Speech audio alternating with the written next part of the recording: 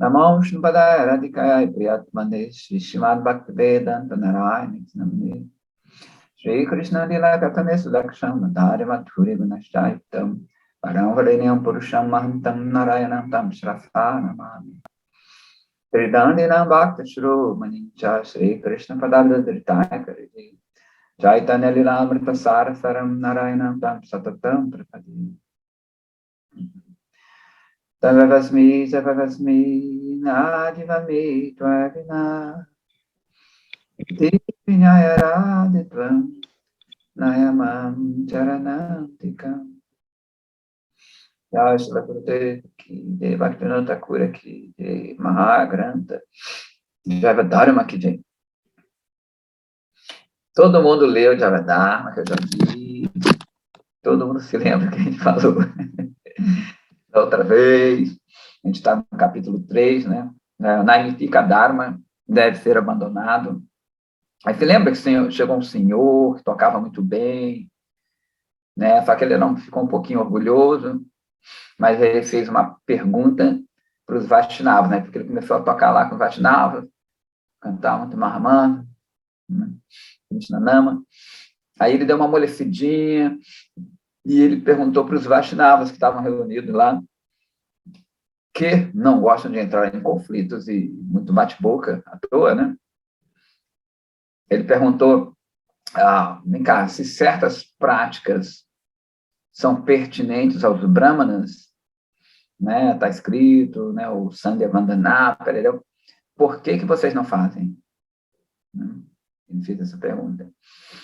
Aí, nessa assembleia, todo mundo falava, deixa o Babaji Mahashaya responder, mas Babaji passa a bola para o Sannyasa Thakura, que era o discípulo dele, né? Então já está ali no treino. O guru, né, às vezes ele põe o discípulo para responder essas coisas, para dar uma avaliada também, né, e treinar o discípulo, que está muito bem treinado, por sinal. Já está na categoria guru, praticamente, né? Então ele começa a explicar sobre especificar os tipos de Dharma diferentes, né? Então, todo mundo se lembra que Dharma quer dizer a natureza de algo, né? Então, até voltar um pouquinho, o Sannyasa Thakura começa a explicar, e ele, né, a gente parou no meio da explicação, e ele fala que as divas que estão presas por Maya, elas desconhecem a natureza Raganuga, que é aquela natureza espontânea, não espontaneamente, mas do eu mesmo, né?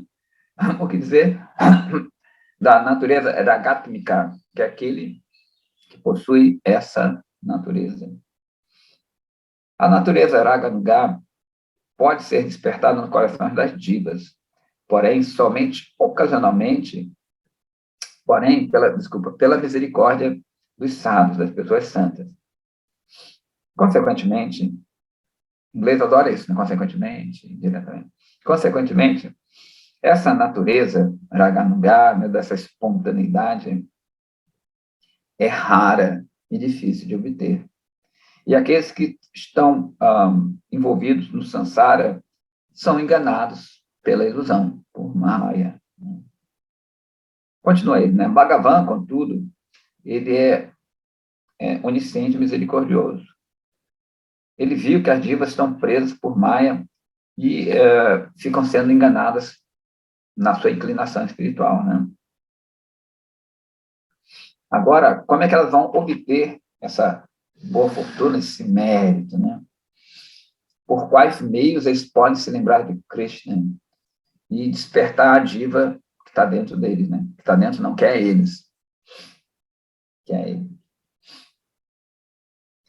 Eles somente serão capazes de entender isso, né? Que eles são servos de Krishna, se eles ficarem na companhia dos sábios, né? Porém, não existe uma regra específica que uma pessoa deve ficar na companhia deles, né? Então, qual é a esperança de todos que possam atingir esse sadhu sangha?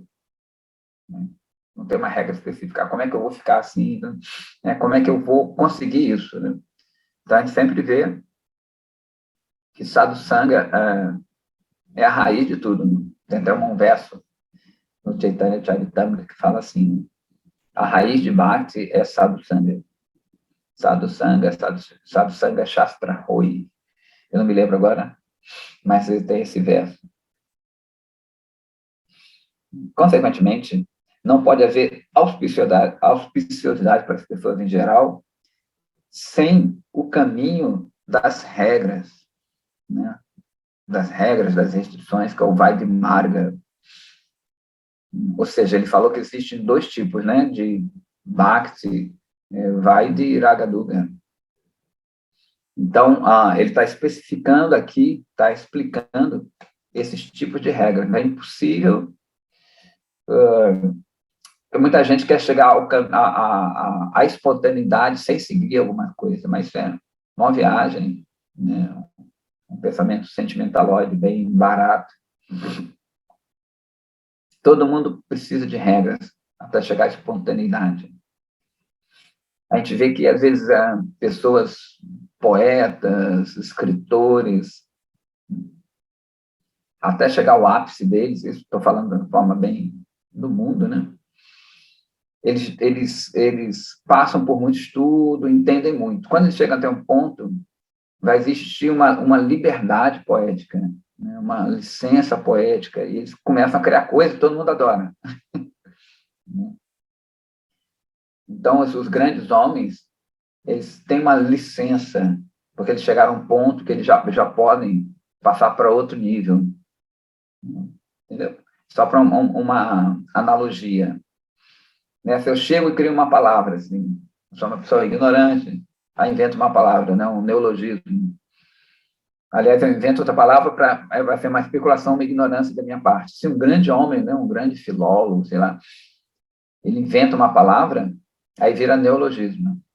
E adotado no dicionário, tudo. Mas porque ele já chegou a um ponto X. Né? Um grande músico, ele inventa um ritmo X ali, perderão. Porque ele já é aclamado, ele já estudou, né, as regras. Então, chega um ponto que ele pode dar uma quebradinha nas regras. É uma analogia, né, que essas pessoas podem fazer isso. Né? Mas todos seguem as regras, mesmo que seja para dar exemplo. Os Shastras foram manifestados a partir da consideração misericordiosa de Bhagavan. Pela sua misericórdia, agora ele também dá uma poética, né? O sol do Shastra, das Escrituras, surgiu no coração, né? No céu do coração dos antigos rishis arianos, né? E iluminaram as injunções e as regras a serem seguidas pela população. Óbvio, lembrando sempre que ariano, né, que o cara é nazista, né, aquela viagem. Ariham sigam pessoas muito elevadas, né, sábios, se chamam Ariha, arianos. Depois, as pessoas corrompem, né, as palavras e dizem que ariano é um tipo de raça, né, que os arianos vêm em vários dravidianos, que ficavam no sul da Índia, tem uma história dessa. Mas a palavra Ariha são as pessoas que são elevadas espiritualmente. Né? Então, ele fala que no começo era só o Veda Shastra, só os Vedas. Em alguns lugares, o Veda, né, ele vai ensinar atividades piedosas em direção a diferentes pessoas. Eles vão dividir, naquele grupo que a gente sabe, né, o Karma, Jnana e Bhakti. Então, por isso que às vezes é difícil entender os Vedas, que eles são muito extensos e eles ensinam coisas aparentemente diferentes. Por quê? Eles sabem, esses sábios, né, depois eles estendem esse Veda, eles sabem que ninguém é igual a ninguém. Né? Nem espiritualmente, na verdade, somos iguais, nesse sentido. Né? Óbvio, generalizando, todo mundo é ser espiritual, todo mundo é servo de Krishna, de Deus. Né? Porém, cada um tem uma particularidade, espiritualmente falando. Materialmente, a mesma coisa. A gente pode dizer que todo mundo é ser humano, mas cada um tem uma particularidade, né? Então, os sábios, sabendo disso, os sábios, conhecedores desse fato, eles vão botar várias regras, né, que vão ajudar a nortear as pessoas que estão em diferentes estágios de vida. Não adianta você chegar para uma pessoa que não tem, não é que ela seja ignorante material, né, que ela não tenha um avanço espiritual e falar coisas muito complexas, não vai dar, né? Por isso que tem essa variedade de segmentos, né, religiosos autênticos, tá? Porque não é que todo segmento religioso é autêntico. Tem muita coisa inventada pelo ser humano, né, criada pelo ser humano. Em geral, a partir de algo que foi criado por esse sábio. Aí deturpa a coisa. Mas no original, né, esses diferentes segmentos religiosos, digamos assim, né, são para alcançar pessoas que não alcançam uma coisa mais elevada, né, porque a tendência deles é diferente. Né, por isso que tem isso. Então, esses sábios fazem esses diferentes shastras, que são considerados shastras também, né? Aí ele fala que, né, existe inúmeras divas, diva não acaba mais, e diferentes tipos de adhikaras, de qualificações de cada um, né? Isso, porque elegibilidade, né? Então, cada um, ninguém vai alcançar agora nessa vida, né, certas coisas, às vezes não tem jeito, mas deixar essa pessoa para lá, não, né? Os sábios, eles escrevem muitos samhitais, são códigos, como o Manu Samhita, né? Manu é o primeiro ser humano, tanto que Manu, Man, né, vem daí. E ele faz os códigos de regras, como tem o código de Hammurabi, o antigo código de Hammurabi, ele faz esses códigos para nortear a população. E eles têm que ser seguidos, é super importante, senão vira bagunça. Já está bagunçado. Sem um pouquinho dessas regras, fica mais bagunçado. Então, ele fala que tem justamente esses três tipos de pessoas, né? Aqueles que estão voltados para a ação, né? Que querem usufruir daquilo ali, do mundo. Então, mesmo essas pessoas, elas têm que ter regras, não pode sair fazendo qualquer coisa. A gente já falou aqui que tem licenças no Shastra para pessoas que bebem álcool, né? Até que se intoxicam de uma forma ou outra, que comem carne, né? Tem várias regras para essas pessoas. Então, mesmo para usufruir, não pode ser uma coisa desenfreada, né? Tem que ter uma regra, senão a coisa fica muito louca. Então, e é tudo um pouco mais difícil, assim, nesse sentido, por isso que as pessoas não gostam. Então, digamos, para você beber, quer beber álcool, a pessoa tem essa tendência, não vai parar assim. Existem certos dias, certos processos que você faz, você não pode beber qualquer coisa, né? Você não pode se intoxicar com qualquer coisa, né? Chegar num boteco, pedir uma pinga, mandar, né? Depois, com o tempo, isso fica muito fácil, sem controle, né? Aí você chega no açougue, compra carne e come, né? Mas os sábios, eles vão falar que não, existe um dia certo, uma cerimônia X, Y, como a gente vai ver em muitas religiosidades, né? Ou até, digamos, o alimento kosher dos judeus. Então, tem uma regra para o cara fazer aquilo ali. Ele não pode sair desenfreado, teoricamente.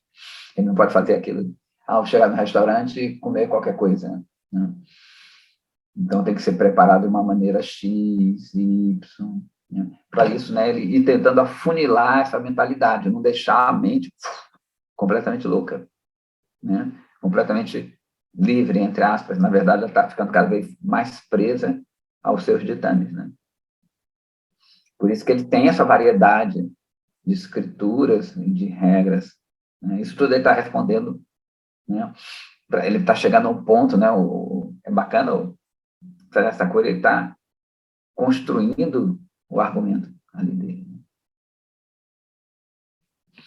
Ok? Os Vedas Shastras especificam esses 3 tipos de elegibilidade, né? Estabelecem os códigos apropriados de comportamento para aqueles em cada um daquele grupo. Né? O Dharma que os Vedas prescrevem é conhecido como Vaidya Dharma. A tendência pelo qual uma pessoa é compelida a adotar esse Vaidya Dharma é conhecido como Vaidya Prakriti, ou seja, a tendência de seguir os códigos religiosos do Shastra, das Escrituras. Aqueles que são carentes da tendência de seguir as regras dos Shastras são Avaida, ou seja, são opostos aos Vedas, né?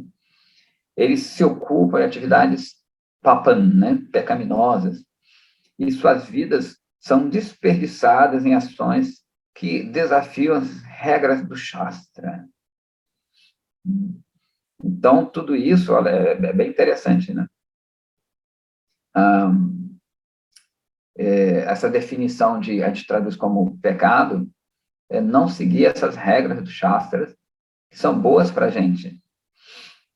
A gente pode não gostar, ou seja, a gente não, a mente que está... É como uma criança mesmo. Uma criança, ela vai e toca em qualquer coisa, pega qualquer coisa, faz qualquer coisa, lambe qualquer coisa.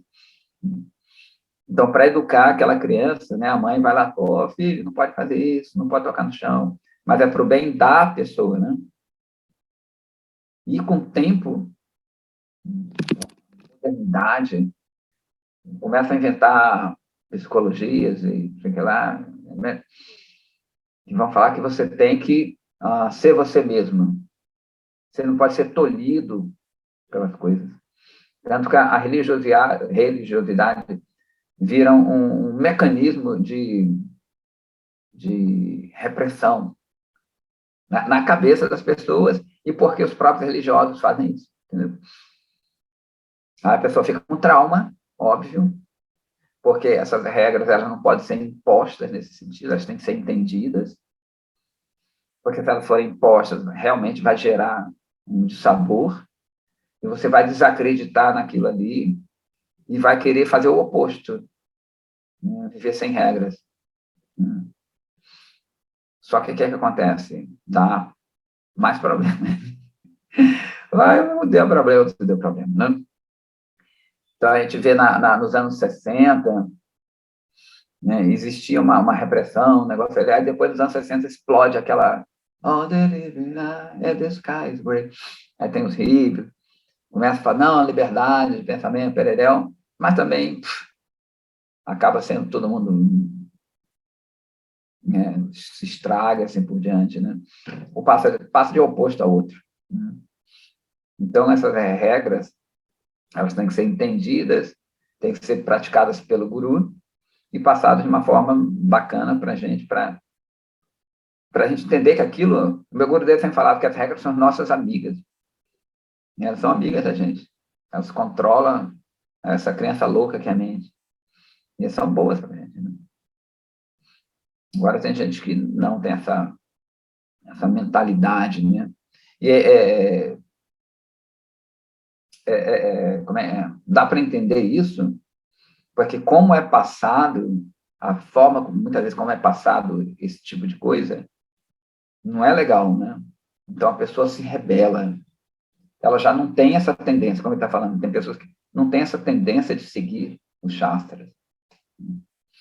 Mas é até um tanto quanto irônico que acaba seguindo outras regras. Todo mundo segue regras de uma forma ou outra.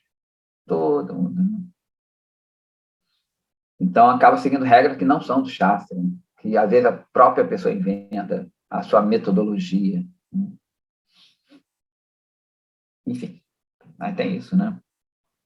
Então, eles são considerados, né, como não arianos.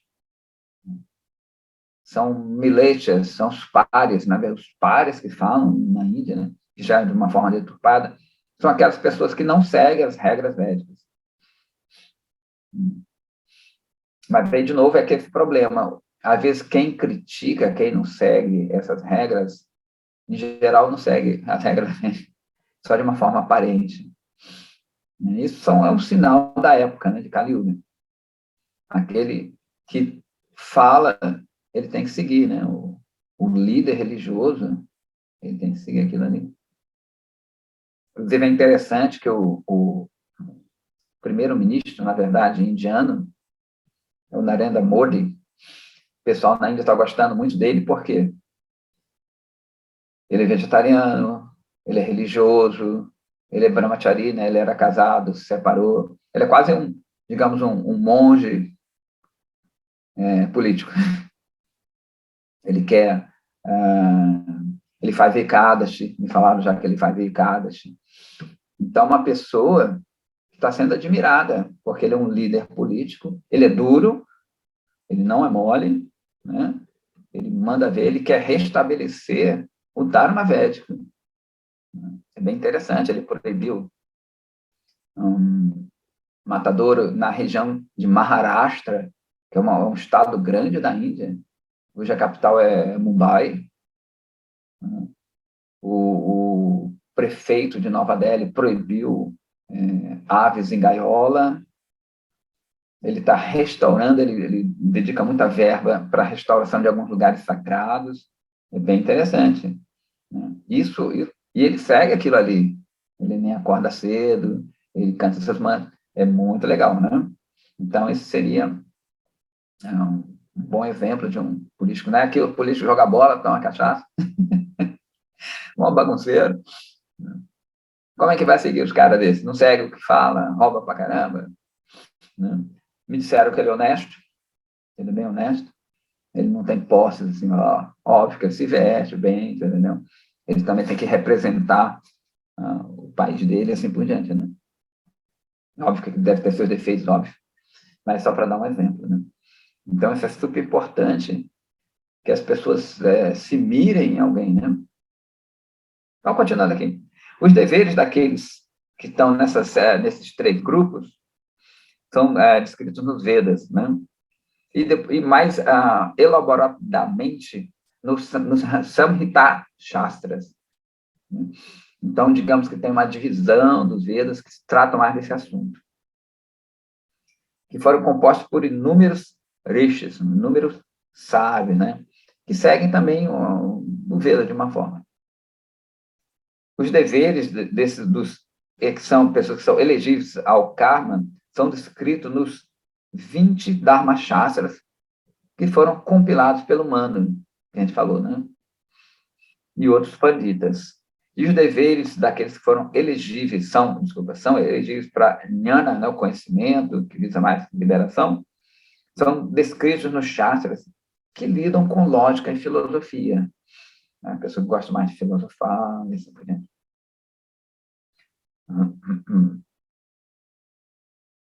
E, né, pelos sábios que são mais habilidosos, né, expert nesse assunto.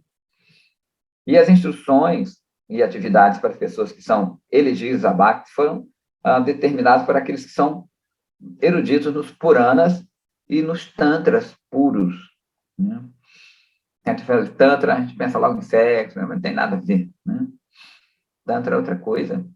São livros que trazem também algumas regras. Tem o Gautamiya Tantra, tem os Tantras que tem muitas cerimônias e tudo mais, né? Então, a gente tem esses Tantras Vaishnavas também. Todas as literaturas são conhecidas como védicas, que eles estão de acordo com o Veda, né? Então, o Veda não é só um livrinho, né? Os Vedas eles estão sempre se expandindo.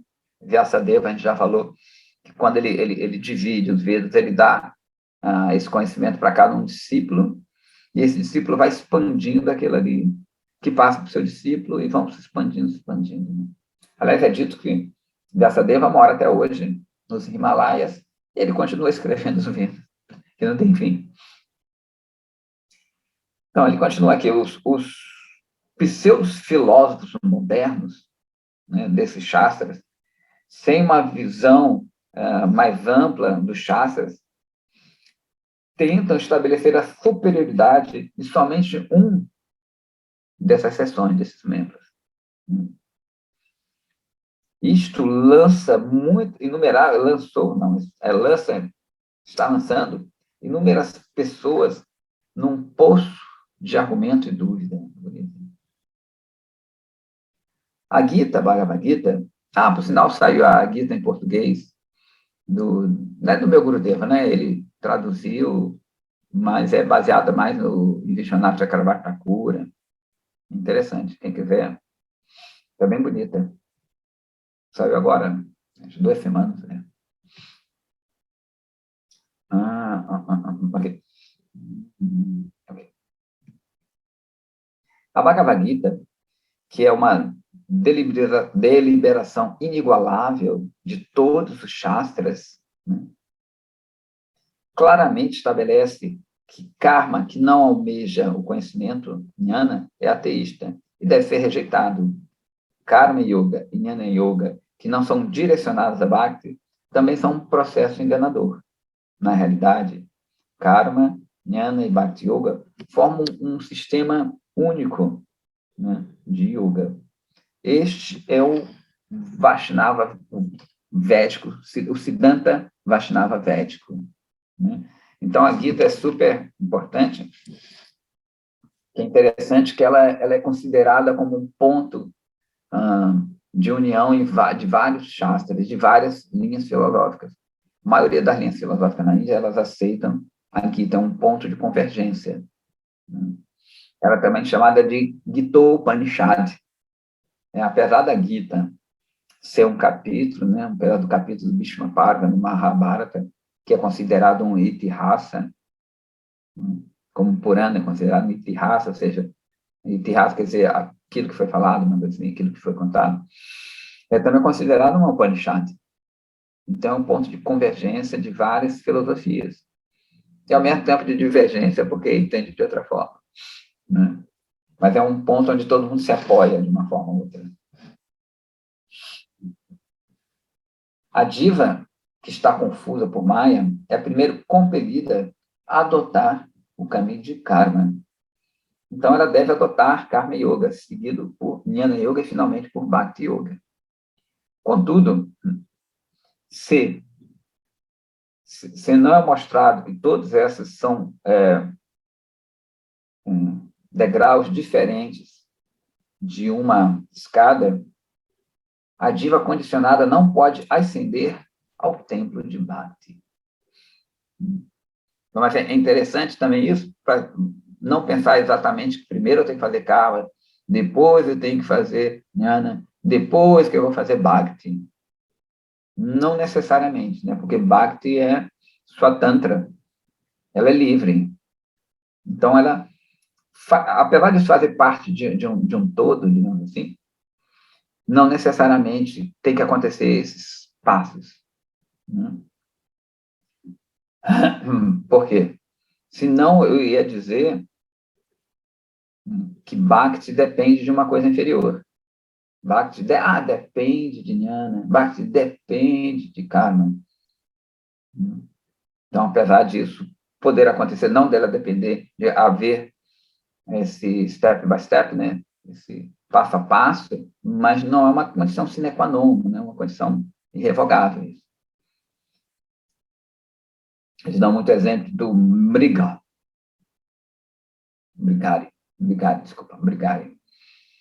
né? Que é aquele caçador, tem no Bhagavatam, que era um cara que era bem ruinzinho, né? Que ele era um caçador, né? Óbvio, comia carne e tudo mais, só que ele nem matava os bichos, ele deixava os bichos agonizando, ele lançava flechas, feria os bichos, deixava, depois que ele pegava os bichos. Ele não matava, ele levava. Já é ruim, mas ele ainda deixava os bichos agonizando. E um belo dia, Narada Muni passa e vê aquela trilha de animais, né, agonizando, semi-mortos, e ele começa a falar para esse Megari. E começa a ensinar esse cara. E esse cara muda de uma hora para outra. Esse é um exemplo bem clássico de que a misericórdia sem causa, sem causa material. Quando a gente fala sem causa, parece que ela veio do nada, né? Mas cuja causa é o sadhu. Porque o sadhu mesmo ele não está dentro do escopo material. Então, ele, Narada Muni converte esse cara, né, fica completamente santo. E, inclusive, mais tarde, ele passa com outro sábio, se não me engano, Devala Brigu Muni. E quando eles dois estão passando, esse mesmo caçador, né, que já não é mais, ele tira com o manto dele várias formiguinhas para eles passarem. Aí o amigo de Nara fala, mas quem é esse rapaz aí? Aí ele conta essa história. Ele que matava, agora ele está tirando as formiguinhas do caminho para as pessoas não matarem. Então, isso é o poder de Bhakti. Então, não necessariamente, fez karma, esse cara não fez karma, yoga, lá, lá, lá, lá. Né? Porém, isso acontece muito, né? A pessoa vai passando por uma fase e outra.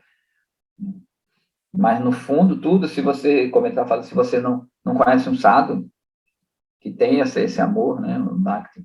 Lembrando sempre que Bhakti não é uma coisa sectária nesse sentido, para a gente é o próprio movimento do eu, né? Então, é bem legal. Ele fala que, uma pergunta retórica, o que significa adotar o caminho de karma? Karma consiste nas atividades que uma pessoa realiza com corpo e mente ao longo da sua vida, para manter a sua vida. Né? Existem dois tipos de karma, o karma auspicioso e o inauspicioso. Os resultados da diva, que a diva obtém por realizar Shubha Karma, Shubha quer dizer coisa boa, né? Quer dizer, são auspiciosos, enquanto que a Shubha, óbvio, são inauspiciosos. O Ashubha Karma também é conhecido como Papa, não é o Papa da Vaticano, né? Papa quer dizer pecado, né? Ou atividades proibidas, são Vikarma, pode atenuar quando a gente já viu esse prefixo, mas também pode ser o oposto de. Como tem Viyoga Radha, Vyogini Radha, quando Radha aparentemente está separada de Krishna, então ela é chamada de Vyogini, Radha Vyogini. Tem Samyogini, Vyogini e Vrishabhanandini. 3 aspectos de Radharani. Então, né, a Shubhakama são coisas que são proibidas, né? Que é naquele contexto que a gente falou, né? Que é ruim para a gente mesmo. Desculpa, a não realização de Shubha Karma, ou seja, de karma bom, é conhecido como akarma. Tanto o Vikarma quanto a karma são ruins, enquanto Shubha Karma é legal. Beleza? Então, aí ele vai entrar mais especificamente na pergunta daquele senhor. Existem 3 tipos de Shubha Karma, karma bom. Os ritos diários obrigatórios, que vão ser chamados de Nitya Karma, né? Nitya quer dizer eterno, mas nesse sentido vai para um dia, né? Que são ainda deveres do mundo aqui. Os deveres circunstanciais, que é o Naimittika Karma, que é o que é o título, inclusive, aqui desse capítulo, né? Naimittika Dharma deve ser abandonado. Então, de novo, né? O primeiro são deveres obrigatórios. Você faz todo dia. Depois, os deveres ocasionais. Você não faz sempre. Faz até ao longo da vida, mas não faz todo dia. E cerimônias realizadas devido ao desejo do seu próprio benefício. Kamya Karma. Kamya Karma é completamente egoísta nesse sentido e deve ser rejeitado, mesmo ele sendo um Shubha Karma. Então, eu posso querer coisas boas para mim, mas não estarem muito assim de acordo com o Shastra, que não me levem a um nível superior. Né? Os Shastras direcionam a gente para adotar Nitya Karma e Naimittika Karma, ou seja, de novo, né? Os deveres diários e os deveres ocasionais, que ele vai explicar melhor. Eles consideraram, Shastra, né, que o que é apropriado para ser seguido e o que deve ser abandonado. E eles classificaram Nitya Karma, Naimittika Karma e Kamya Karma como karma, enquanto a karma e kukarma como atividades ímpias. Embora Kamya Karma seja contado, esteja no âmbito ali de karma, ele é indesejável e deve ser abandonado. Somente Nitya Karma e Naimittika Karma são realmente aceitos como karma. É muito nome, né? Mas tudo bem. Então, voltando à pergunta lá do senhor, ele diz, por que os Vaishnavas não seguem, na verdade, Naimittika Karma? Continuando, né? Nitya Karma, que é o eterno, né? Eterno no sentido que se faz todo dia, que produz auspiciosidade ele produz auspiciado para o corpo, para a mente, né? E para a sociedade. E os resultados dele promovem a planetas, né, muito elevados após a morte. Ele está falando mais no contexto védico, mas a gente pode traduzir para algumas atividades religiosas também do Ocidente. Né? Todos são obrigados a realizar Nitya Karma, tais como cantar o Brahma Gayatri nas 3 horários do dia, né? O Sandhya Vandana, oferecer preces, usar meios honestos para manter o corpo e a sociedade, se comportar de maneira veraz, cuidar dos membros familiares e dependentes. Então, isso é uma coisa que você faz todo dia. Né?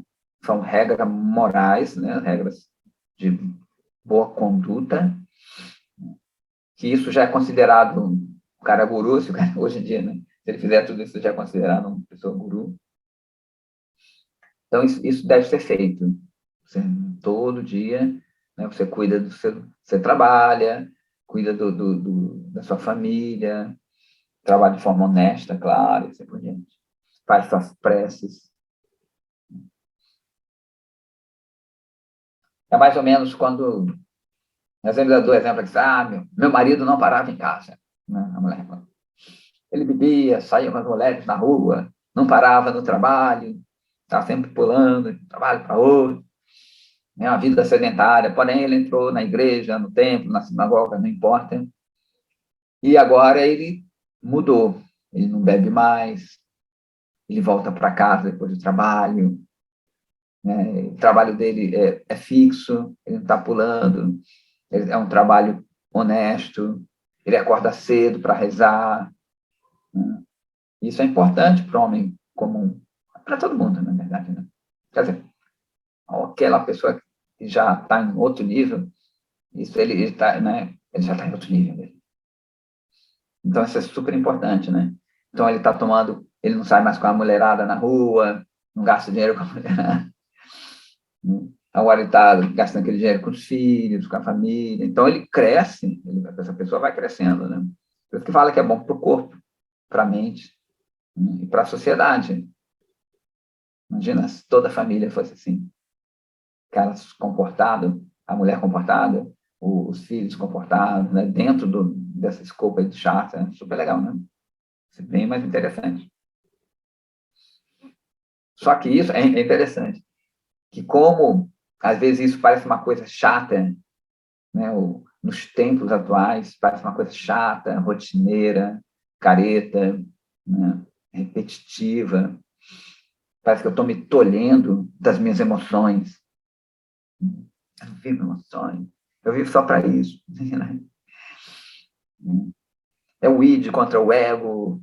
Eu quero libertar. Lá. Existem várias filosofias, né, que são filosofias de Kali Maharaj, que vão dar vazão a isso. Né? As pessoas vão achar que isso é chato. Né? uma vida toda corretinha. Pô, você não faz uma aventura? Faz sempre aquilo. O pessoal vai achar. Mas realmente pode ser muito chato. Se você não tem a satisfação interna de saber por que você está fazendo isso. Né? Você faz isso de uma forma mecânica, não pode mesmo. Né? De repente, chato pra caramba. Né? Apesar de ser bom, isso é super bom. Né? Mas se você não tem uma coisa... Por isso que eles falam que Bhakti é importante. Se isso não leva a Bhakti, isso é uma mera regra. Então, isso tem que levar esse amor divino, né? Esse link, né? Esse é um prazer maior. Né? Srila Prabhupada assim falava, né, do gosto superior. Então, se você não tem um gosto superior àquilo que você tem aqui, você não abandona o outro. Então, fica uma coisa seca, a regra pela regra. Não a regra que vai te levar àquele amor. Uma coisa suprema, a um prazer, né? Você saborear. Por isso, naquela escalinha de Shraddha, Sadhusanga, Anartha-Nibrita, chega um ponto que chama Ruchi, que tem aquele gosto. Né? Aquilo, ele não é mais uma obrigação. Você está tendo prazer naquilo ali, naquela vida. É uma coisa de você, caramba, eu não preciso de outra coisa. Eu não preciso de uma aventura, de uma emoção extra. Né? Porque eu estou sentindo uma coisa, inclusive, é superior a essas emoções, que, na verdade, são fluxos do Chit, são fluxos da sua mente, são vibrações da sua mente. Ontem a gente estava falando até no templo sobre o yogi, que ele quer justamente acalmar a mente. Então, a mente, ela está sempre assim, inquieta, e ele quer estabilizar a mente, né? Mas nesse caminho você vai sentir, né, uma coisa extra. Então, a sua mente, ela vai estar satisfeita. É bem legal, né? Por isso que o Prabhupada fala que é o gosto superior. Fala vida simples, pensamento elevado.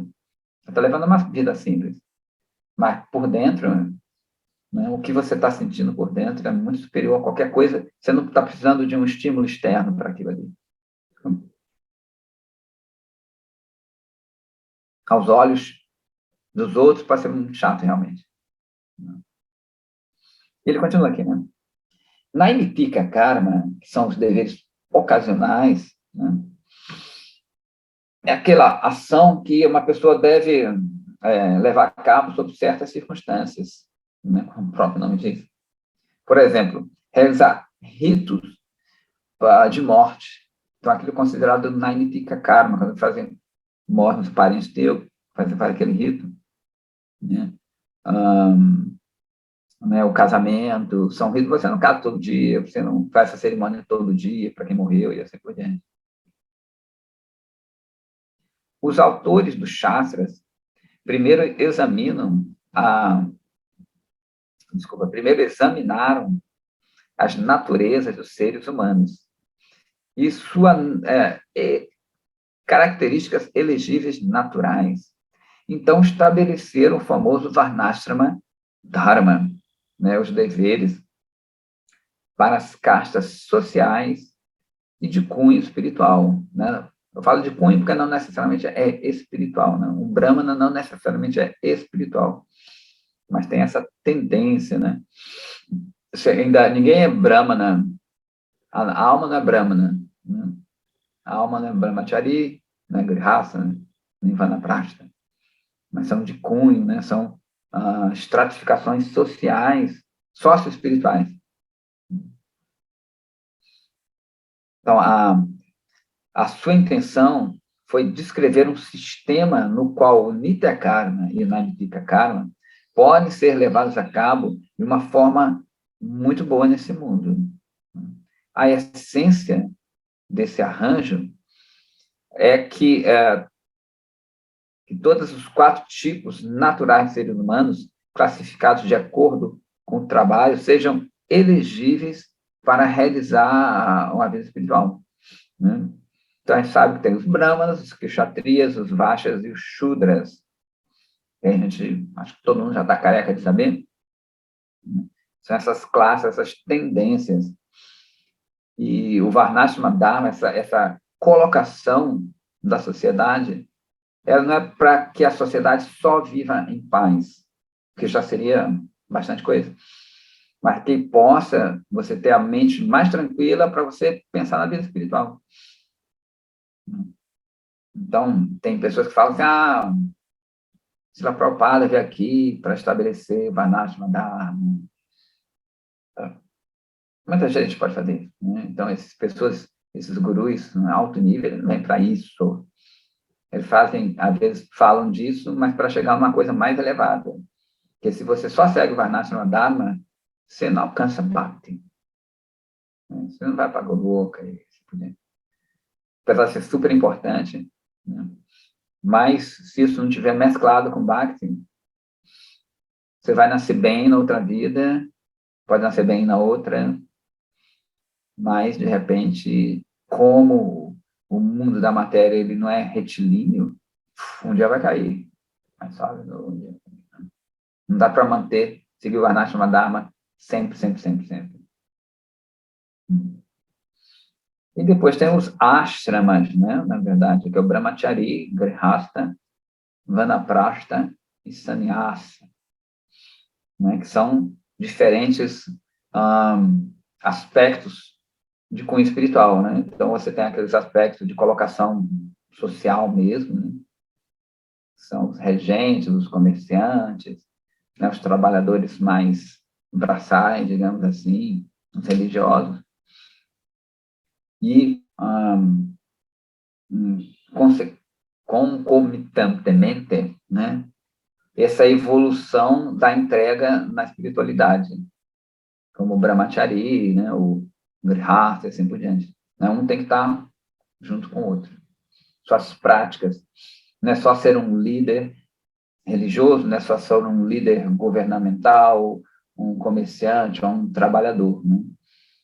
Com eles, tem seções da vida de comportamento, né, de caráter.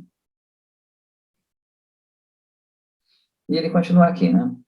Aqueles que são afeitos a karma, né, a não fazer essas coisas, e ouvir karma, fazer coisas negativas, são conhecidos como antiaja.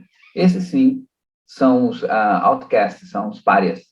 Né? Ou seja, os párias, aqueles que não querem seguir essa coisa, querem viver a vida pelas suas próprias regras. Então, eles não estão situados em nenhum ashrama desse. Né? Não são brahmas, nem nada disso. Estão fora desse sistema. Os diferentes varnas são determinados pela natureza, nascimento, atividades e características. Varna e ashram, tá? Varna, lembrando, Varna literalmente quer dizer cor, interessante. São cores diferentes. Né? Que são os brahmanas, kshatriyas, né? Os brahmanas, os religiosos, kshatriyas, os guerreiros, os administradores, os vaixas, os comerciantes, pessoa que lida com dinheiro, comércio, e os shudras, os técnicos, né? As pessoas mais braçais, e assim que, né, lidam, ajudam as outras classes.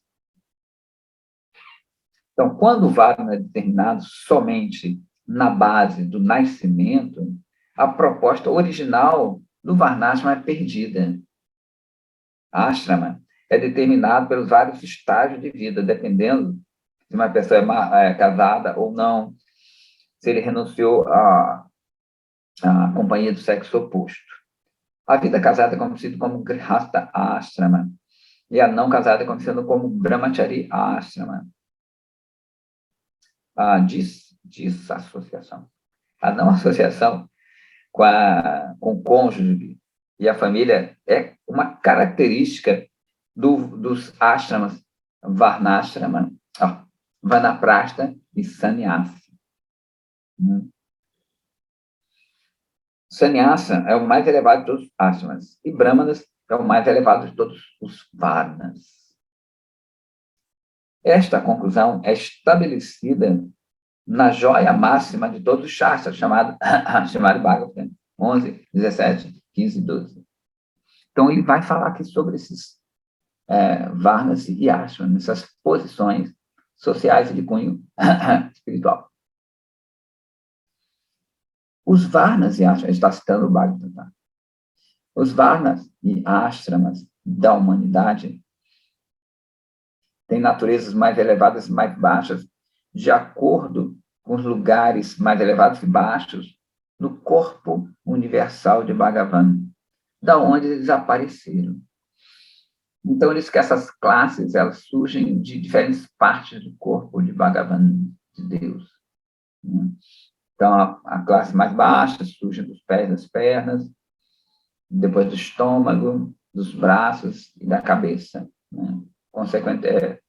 Na sequência, né, são Shudras, de baixo para cima, Shudras, Vaixas, Kshatriyas e Brahmanas. As qualidades naturais, agora isso é interessante, né, que é as qualidades de cada um. Porque, como ele falou, isso não é baseado somente em nascimento. Que tem essa ideia na Índia, né, o famoso sistema de casta na Índia, careca, né, todo mundo fala isso para a gente.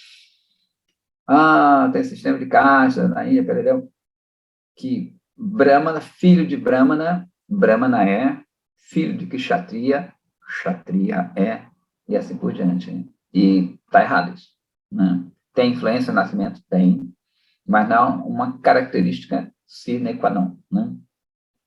Então, ele vai dar as características que a pessoa pode, como a gente vê nos exemplos, né? Olha só,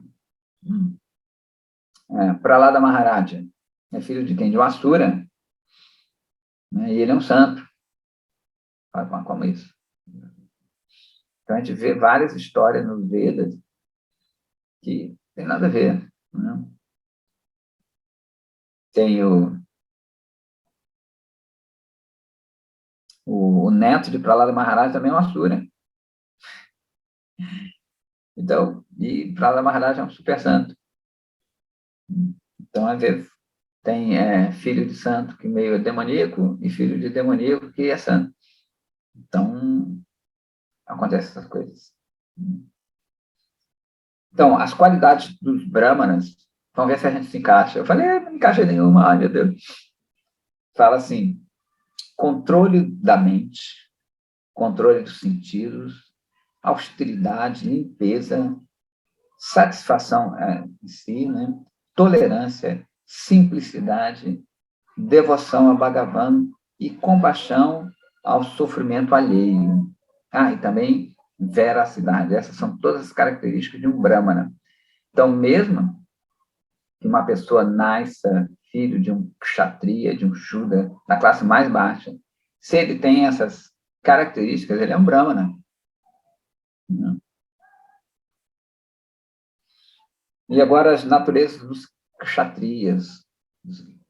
Kshatriya Trayate é aquele que protege os outros, utilizando até força. Quer dizer, né? Aquele que protege a outrem, destruindo algo, né? Que são os Kshatriyas. São a bravura, a força física, a firmeza, o heroísmo, a tolerância, generosidade, grande perseverança, firmeza, devoção aos brahmanas e a qualidade de ser soberano, de controlar, né, de ser um rei. Essas são as características dos guerreiros, né, que seriam os nossos presidentes, né, primeiros-ministros, reis, monarcas, assim por diante. A gente vê que não tem nada disso. É um bando de frouxos, né, não são generosos, não tem devoção aos brahmanas, não são heróicos, nada disso. Então, a gente está na mão de pessoas muito... não tem nada a ver, óbvio que é o karma nosso. Né? Depois, a natureza dos Vaixas, daquela pessoa que sabe lidar com dinheiro, né? São o teísmo, né? A dedicação a fazer caridades, a ausência de orgulho. Isso é importante, porque a pessoa, quando é muito rica, né? Os Vaixas, em geral, são bem ricos, você fica muito orgulhoso. Serviço aos brahmanas, né? Todo esse dinheiro é usado em prol dos brahmanas, da sociedade. E o insaciável desejo de acumular dinheiro, riqueza. Né? Por isso que eles são considerados como a barriga de Vishnu. Eles que nutrem a sociedade. Né? Eles têm essa capacidade de engajar, especialmente a última classe ali, no trabalho, e eles geram esse dinheiro. Esse dinheiro é administrado, protegido pelos kshatriyas, pelos guerreiros, que recebem boa parte disso, e, consequentemente, eles protegem os brahmanas, né, a cabeça da sociedade, aqueles que detêm esse conhecimento dessas regras, e faz com que aquela regra ela seja feita, seja executada, porque precisa de alguém para proteger e manter essas regras bramânicas. Porque o Brahmana, ele não é feito a violência, essa coisa. O negócio dele é estudar, ensinar, ser esse canal da divindade. Porém, tem pessoas que não vão seguir isso tão fácil assim. Então, precisa de alguém que está sempre ali, ó, punindo, evitando que aquilo saia do controle. Porque aqui é muito bagunçado, porque você joga um lixo na rua, não tem punição. Para a pessoa comum, ela precisa de punição, é bom para ela, nesse sentido. Né? Não vai dar um tapa no cara, fala, tem uma multa para isso. Né? Um brahmana, ele não precisa disso. Ele tem consciência do que tem que fazer e do que não tem que fazer. As pessoas que não têm consciência, devido ao karma que a gente estava vendo, eles precisam disso. Né?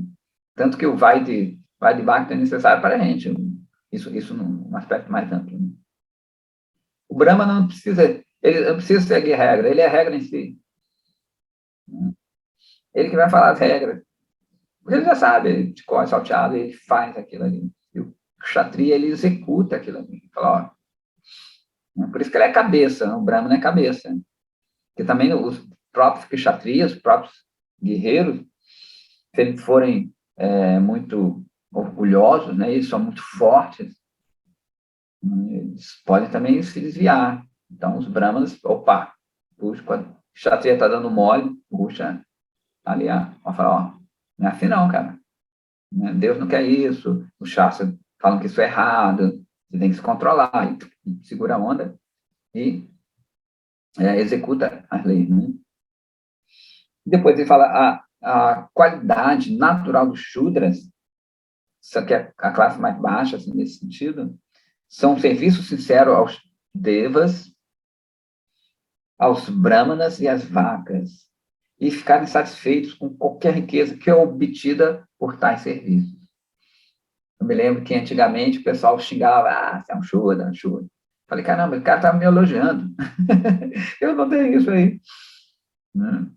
Então, que é uma coisa bem errada, né? Em outros tempos, em outros lugares, o pessoal costumava falar como se fosse, você é um Shudra, né? Você é uma pessoa de quarta classe. Mas dificilmente tem Shudra. Então, os Shudras são bem... Virou como assim uma coisa meio pejorativa. Mas não. É óbvio que eles não têm essa capacidade de entender essa espiritualidade, vamos dizer assim, mas eles fazem parte da sociedade, são necessários. Né? E tem, como ninguém é purinho Shudrinha, ninguém é purinho Kshatriya e Brahmana, né? É muito raro ter um Brahmana puro, porque justamente são coisas materiais ainda. Os Shudras são interessantes que eles servem com muita tendência. Né?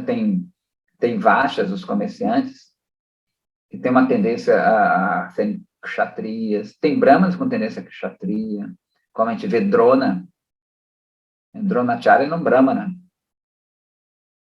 só que ele tinha uma tendência guerreira, tanto que ele luta na guerra, né, já Vidura já não tinha, Vidura era um brahmana, e era filho de uma Shudrani, de quarta classe, ele era um brahmana mesmo, já Drona, ele é um instrutor, mas apesar deles terem essa tendência para guerreiro, ou para baixo, ou sei lá o que, para ajuda, eles mesmo assim ensinam aquela arte que eles têm tendência. Então, ele ensinou a arte da guerra. Né?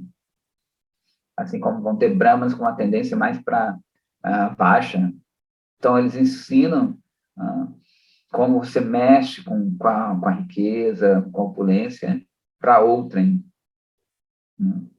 Então, eles sempre acabam, mesmo com essas tendências, sendo o líder, nesse sentido, o professor naquilo ali. Então, ele continua aqui citando o Bhagavata. As características naturais daqueles que estão na classe mais baixa e que são avesso, né, o Varnashrama, são a desonestidade, a sujeira, no sentido de não se limpar, né, não são afeitos à limpeza, a roubalheira, a falta de fé no Dharma védico, a existência de uma próxima vida, legal, né? A brigar por coisas fúteis, por picuinhas, a luxúria, a ira e a avidez por objetos materiais. E ele também fala assim, os deveres para os membros de todos os varnas, né, do mais baixo ao mais elevado, são a não violência, veracidade, né, a honestidade, liberdade, ser livre da luxúria, da ira e da cobiça, e pelo esforço, pelo prazer, e se esforçar para o bem-estar de todos os seres vivos, independente do ashram. Beleza? Fetos 36, vou ler mais um pouquinho.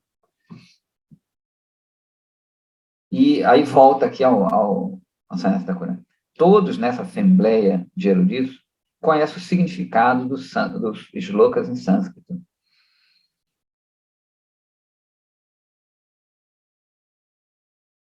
Por isso eu não estou traduzindo todos eles. Mas é a história lá dele. Aqui a gente está traduzindo. Eu nem citei o sânscrito. Eu só quero dizer que o sistema de Varna e Ashman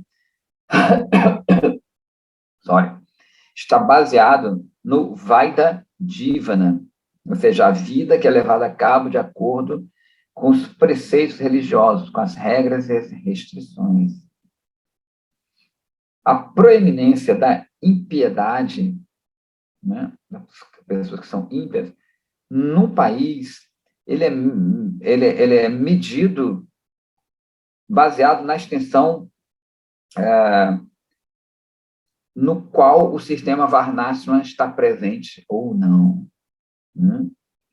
Então, a gente vai saber se um país, no caso que ele está falando aqui, é ímpio ou não, à medida que ele segue esse Varnashrama ou não.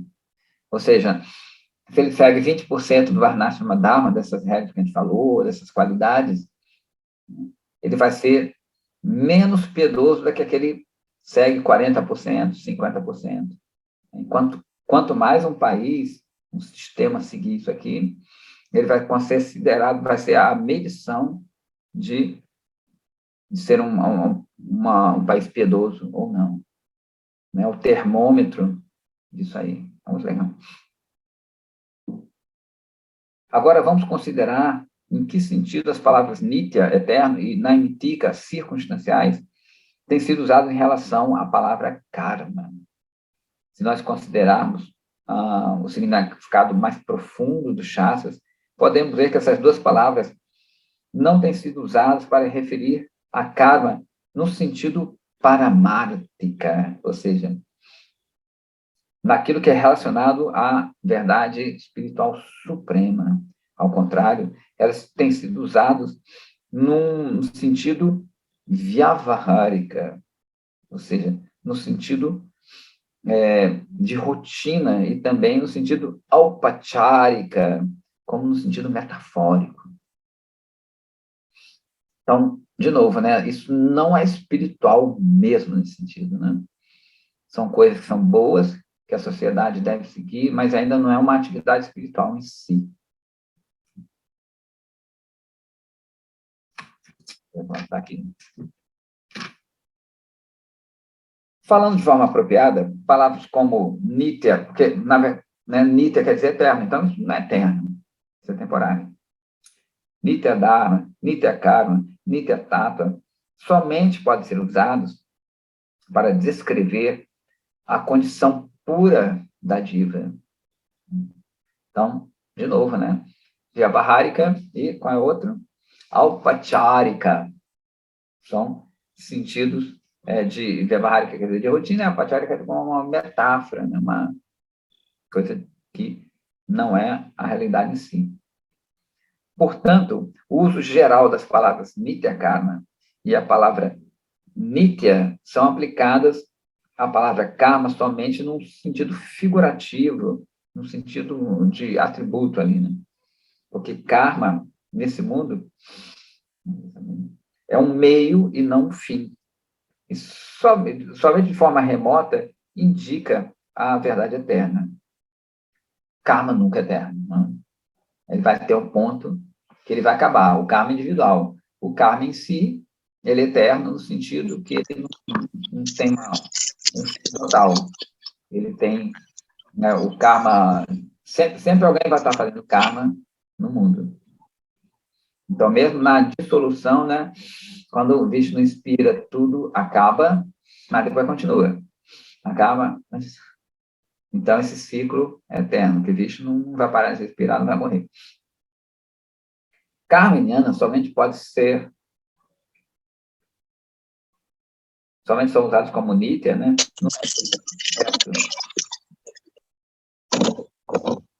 Lokanatha, teu microfone está ligado, está um barulhinho, obrigado. Então, né, karma e jnana somente pode ser usado como nitya, relacionado no sentido indireto. Quando o karma é direcionado a jnana, que é um jnana que não é consciente. Opa, desculpa. De novo aqui. Quando jnana significa... tem o sentido de karma yoga. E quando jnana é direcionado a bhakti. O cantar dos brahmanas, do Brahma Gayatri, dos brahmanas, né, que é o Sandhya Vandana, é alguma vez descrito como Nitya Karma. Isso é válido somente no sentido que as práticas são remotamente direcionadas a Bhakti, por meio de atividades físicas. Né? Opa, desculpa. Vamos que está em inglês, vamos reformular isso aqui. O cantar dos brahmanas, do Brahma Gayatri Mantra, é alguma vez descrito como Nitya Karma, como karma eterno. Né? Porém, no mundo transcendental, não é necessário você cantar o mantra todo dia. Isso é válido no sentido que as práticas são que são remotamente direcionadas a Bhakti, por meio de atividades físicas, podem ser nominadas como Nitya. Porém, somente porque elas almejam o Nitya Dharma. Então, se esse cantar desse Brahma Gayatri, ele almeja, né, o Dharma eterno mesmo, do eu, aí sim ele é se referido como Nitya Dharma. Na realidade, eles não são eternos. Né? Isso é somente usado como um upachara, que é uma expressão, como é que a gente chama? Uma coisa figurativa. Upachara é uma expressão figurativa. Beleza? Então, tem muitos detalhezinhos, né? Já são 7h43.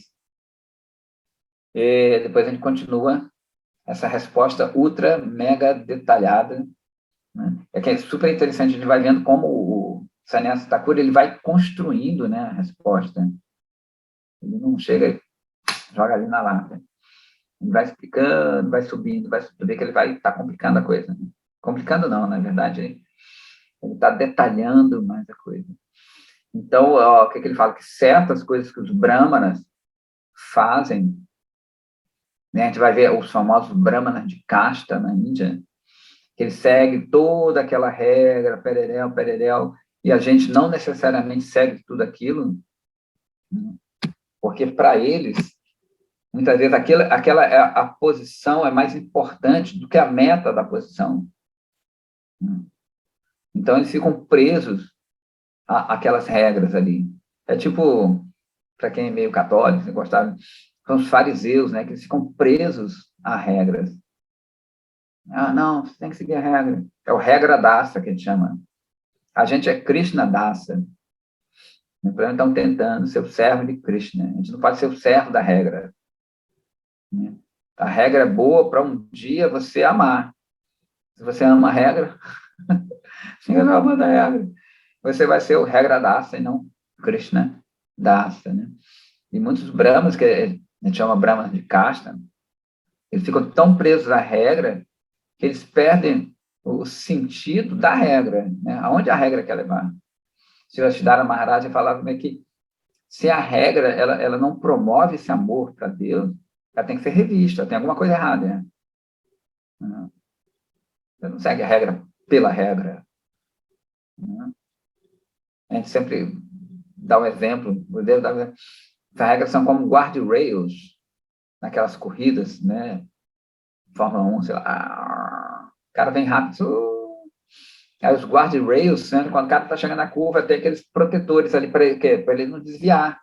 Então, às vezes, numa curva mais fechada, ele tem que ir mais lento. Ele não pode sair. Então, a vida espiritual ela tem que ser assim, né? Você tem momentos que você tem que ir mais devagar, em frente.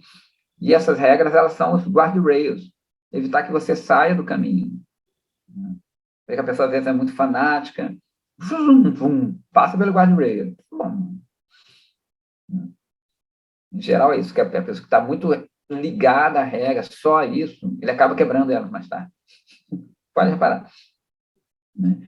Então, tem o seu ritmo, cada um tem seu ritmo, né? Um é mais rápido, um acelera, mas sempre tem aquele que ficam salvaguardando a gente para a gente chegar na reta final. Senão você saiu, já perdeu a direção, não sabe onde é que está, fica tontão. Né? Então, muitos brahmanos religiosos na Índia, eles têm essa coisa. Tem até uma passagem de Srila Prabhupada que ele... Como é que era? Era uma pessoa... Que ele, se eu não me engano, em Jagannatha Puri, que lá é muito restrito, você não pode entrar no templo de Jagannatha, quando é ocidental, né? É besteira, né? E tem uma citação que um brahmana ele estava pescando e fumando, e o ocidental ali que não faz nada disso não podia entrar. Então, ou seja, aquele que é muito ligado à regra acaba quebrando elas, mais cedo ou mais tarde. Né? Então, fica ligado a aspectos extremamente... O dele também é externo, mas ele não consegue mais ver aquilo ali. Ele está tão ligado no outro ser ocidental, ser branco, né? Ele não é indiano. Né? Indiano é ainda uma designação material. Né? Eu vejo que muitos indianos, que quando chegam aqui no templo mesmo, eles têm arrancaram um falso ego muito grande de ser indiano. Muito grande. Não, sou indiano, posso fazer qualquer coisa. Tinha chegou lá no templo, que era de família bramânica. Ele não queria comer com a gente. Né? Queria honrar para essa... Porque ele é brahmana, né? Ele não come com a gente. E a gente acabou de ver que as características do Brahma, né? O quê? Humildade, tolerância. Não, sou de família bramânica. Sou intelectual. Então, não faço certos trabalhos. Né? Não limpo isso, não faço aquilo ali. Isso é o trabalho para Shudra. Mas o Brahma, né, ele é extremamente honesto. Radhe, Radhe, Prabhu, tem uma mãozinha aí. Vai dar uma mão para a gente?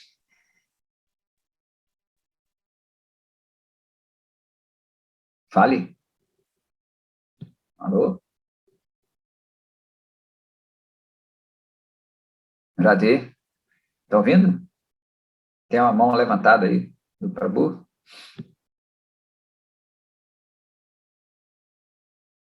Não, não respondeu. Então, a gente tem que tomar cuidado com isso. Né? A gente até brincava antigamente que o provolone também tem cordão, né? Tem um cordão bramânico que a gente usa. Provolone tem cordão. Eu acho que aqui no bairro, praticamente todos eles. O som está muito ruim. Seu áudio está picando, Prabhu. O áudio está ruim. Será que ele está dirigindo? Ele caiu, ele caiu. Prabhu não cai, não. Não, estou dizendo que caiu a conexão. Eu acho que ele está no carro. Eu acho Caiu que ele a tá no carro. conexão. Provavelmente. Então, isso aí, beleza. Alguém tem alguma pergunta, alguma coisa? Que é muita informação também, os nomes são diferentes. Mas basicamente é isso, né? Que está falando. Não, quem é caída sou Um eu, vai- mas... Um Vaishnava, então, não é um Brahmana aí, Prabhu. Ele é um Brahmana por qualidade, né? Por qualidade, Sim. ele é um Brahmana em si. Porque se ele segue essas regras brahmânicas, ele é um Brahmana. Prabhupada dizia que era mais que um Brahmana, né, na verdade, nesse sentido. Um Vaishnava, mesmo que ele seja um Shudra. Já um Brahmana não necessariamente não é um Exatamente, Vaishnava. não necessariamente. Todo Vaishnava mesmo é um Brahmana, mas nem todo Brahmana necessariamente é um Vaishnava, porque é qualificação, né? É ter Haridasa Thakura, que era um muçulmano. Né? Haridasa Thakura era um Brahmana mesmo. Sim. E ele era muçulmano, ele não entrava, não deixava ele entrar no templo de Jagannath Puri. Ele era humilde, tolerante, né? Ele tinha todas essas qualidades, mas... Então, essa é uma besteira, esse negócio de... É que nem os judeus também tem esse negócio, para você ser judeu, você tem que nascer... Hoje em dia, eu acho que já está mudando um pouco. Você tem que nascer do ventre de uma judia. Né? Então, é uma designação completamente física, completamente corpórea. Não tem nada a ver. Né? Teoricamente, se você adota aquelas medidas do judaísmo, você seria um judeu. Não porque nasceu. Muito mudando. Claro. Prabhu, então desculpa que caiu minha ligação. Eu posso fazer então uma perguntinha aí que eu tinha? Claro, meu jovem. Estávamos aguardando aqui. Desculpa. Então a ideia era assim, como no Bhagavatam explica que nessa era de Kali, a maioria dos seres humanos nasce com natureza Shudra. Como a gente aplica esse conceito, né, de que da sociedade humana dividida em Varnas, se em Kali Yuga praticamente todos são Shudras? Como daí a gente vai aplicar esse conceito de Varnashram Dharma, né? Porque a gente percebe de Srila Prabhupada um esforço para que seus discípulos, através do cantar dos santos nomes, se tornem brahmanas e ajudem a sociedade, né? A inclusive se estabelecer novamente o Varnashram Dharma. Pelo que eu tenho observado, Bhaktivinoda Thakur também resgata muito essa necessidade de se estabelecer o Varnashram Dharma novamente. E Srila Bhaktisiddhanta, de certa forma, ele estabeleceu um comportamento Vaishnava que vai de encontro a isso, né? Valorizar os brahmanas, valorizar os ashrams, né? Que também estava, de certa forma, meio que se perdendo essa cultura.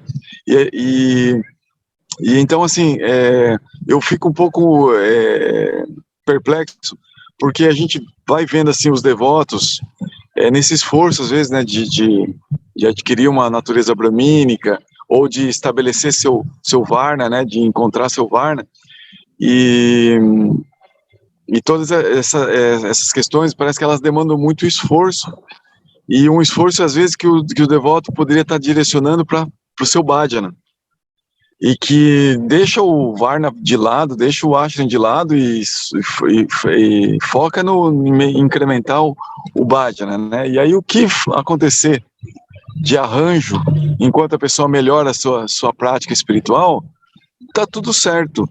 Então, assim, como que não se esforçar tanto para estabelecer o Varna ou o Ashram, assim, bem estabelecido, porque parece que os esforços para fazer essas formalidades acabam direcionando, moldando o bhajana. Enquanto que o bhajana, ele é muito simples de ser praticado, ele não depende dessas formas, de certa forma, né? Assim, pelo menos dá a impressão. Seria facilitado, mas às vezes se a pessoa já não tem essa facilidade, se ela ficar batalhando para ter essa facilidade, ela perde tempo nisso, ela perde esforço, me dá a impressão. Então eu queria saber nisso para você, assim, como que a gente, essa é uma impressão que eu tenho, né? E como é que é isso? Vale a pena esse esforço para estabelecer o Varnashana Dharma? Ou como é que é isso? Ou é uma visão, porque a gente também entende assim que alguns Babadis, eles realmente eles não valorizam nada essa coisa de Varnashana Dharma, eles realmente focam só na prática, né, em cantar os santos nomes, em estudar a essência, né, dessas práticas de Bhakti, e não dá nenhuma atenção a essa questão do Varnashana Dharma. Então, são diferentes visões de Vaishnavas, né? Então, eu queria ouvir, assim, o que o senhor tem entendido, o que o senhor tem pensado a esse respeito, né? Eu sei que seu guru também fala a esse respeito, né? E o senhor já escutou de outros Vaishnavas, com certeza. Então, qual que é a sua visão a esse respeito, por favor? Na verdade, né, isso deu até uma polêmica quando o meu Gurudeva estava vivo, né, assim, que muita gente falava, Prabhupada veio estabelecer o Varnashana Dharma. Ele falou, não, Swami Maharaj, ele vê uma coisa muito mais elevada. Né? Então, Srila Prabhupada, esses seres, né, eles falam isso, mas não é a meta deles não é essa, estabelecer Varnashana, nada disso. É como você falou, né? Todos eles, na verdade, eles querem que você pratique Bhakti, porque vai ter o arrancar, o falso ego, de você achar que é um Brahmana, um Vaishya, como o próprio Mahaprabhu fala, né? Kiba Vipra, Kiba Nyasi, né? A gente não é Brahmana, a gente não é Vaishya, a gente não é Shudra, a gente é o quê? Um servo de Krishna. Então, devido talvez ao mau entendimento de algumas pessoas, eles acham, né, que a Srila Prabhupada veio estabelecer o Varnashana, né? Ele fala disso, mas eles chamam, como é?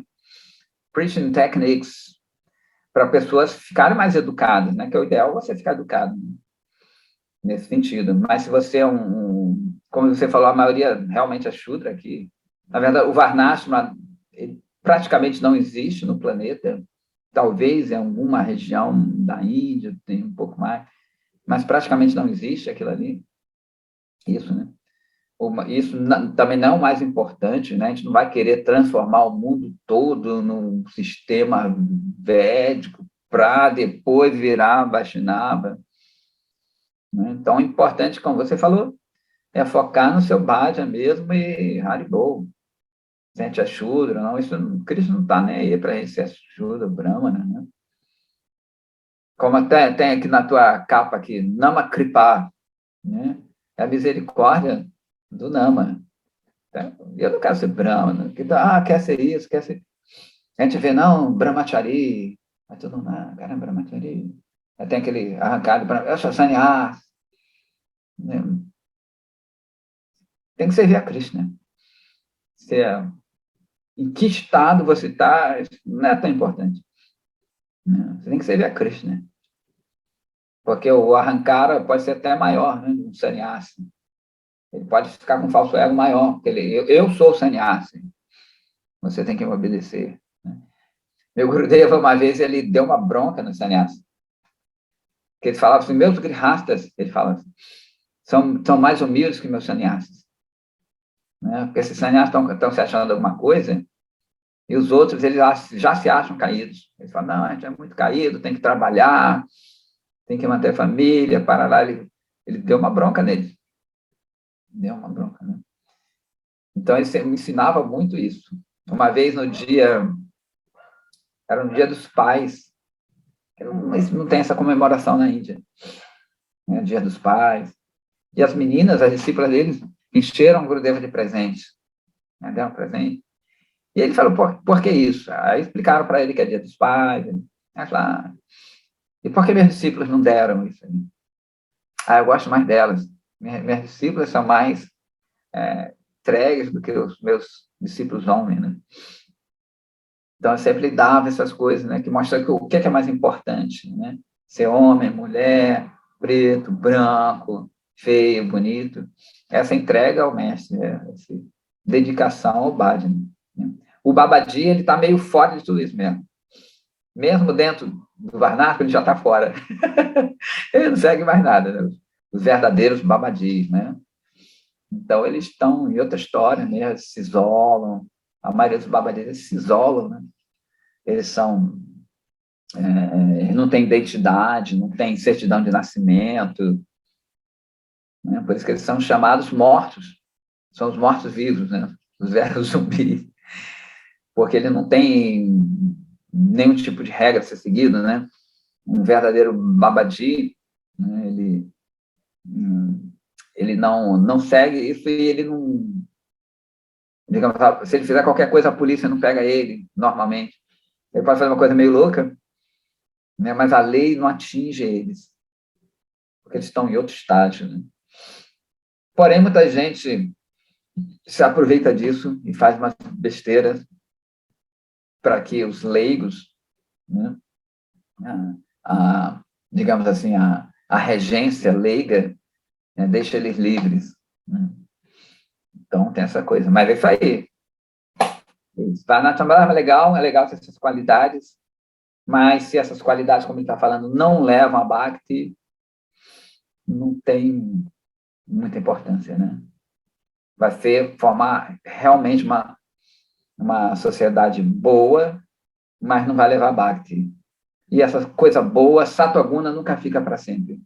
Ontem eu estava com a Titra no carro, e tem muito essa coisa, legal, a religiosidade, né, que o cara ali da igreja, do templo X, que o cara melhora, a pessoa melhora. Então, muita gente acha que melhorando materialmente vai te levar à devoção, ou nem pensa nisso, né?